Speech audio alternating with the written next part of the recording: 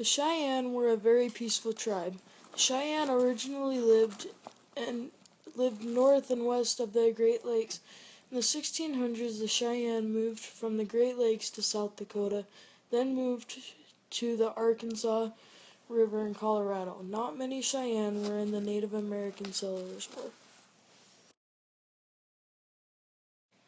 The Cheyenne flag has a symbol of a morning star in the center, which the Cheyenne cherished. The Cheyenne liked to call themselves Tis Tis Ta, meaning beautiful people. It also meant people with different speech. The Sioux called the Cheyenne Red Talker, also meaning people with different speech. They took their meaning seriously, so they almost always dressed up for special occasions or doing casual chores and work around the camp. The Cheyenne used to live by Lake Superior, which provided plenty of reasonably fresh water that wouldn't hurt them. Also, the animals, mostly buffalo, liked it there. It was so refreshing. When they moved to the Great Plains, there was a huge food supply because the buffalo loved to live in the flatlands. Plus, hunting was a lot easier there and work around camp. Dull Knife was a chief Cheyenne Indian.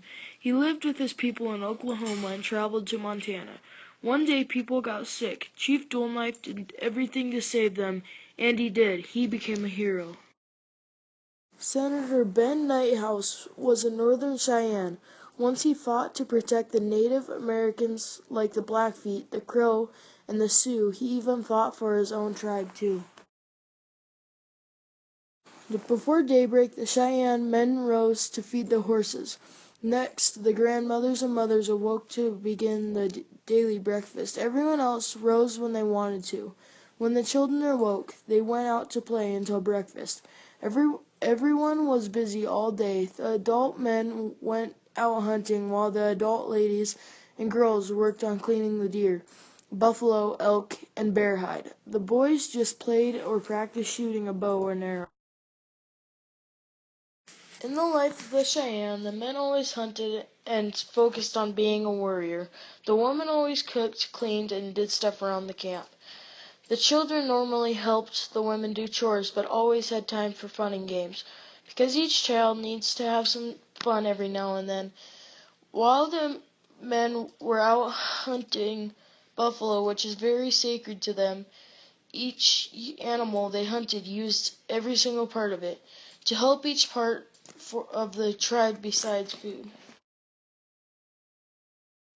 There was a variety of Cheyenne vehicles, such as their travoids, rafts, and horses.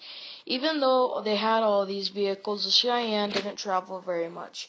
Each vehicle had a special use, such as a horse being used for fast transportation and shipping. Also, the Cheyenne cherished their vehicles in case of dire emergencies and or other transportation needs. Unlike other tribes, the Cheyenne were homebodies, so they didn't move to other campsites, which means they didn't have much transport. For weapons, the Cheyenne used arrows, quivers, bows, clubs, shields, tomahawks, and hatchets. However, each weapon had a certain use, like a bow and arrow would be used for stealthy long-range attacks, also clubs used for brutal close-up battles. Even though the Cheyenne were a very peaceful tribe who did not like war and conflict, they still kept with them for protection and peace of mind. Each tribe member had a different weapon in battle. For example, there was a group of people with tomahawks and another with bow and arrows. Cheyennes lived in ground homes made from tree bark.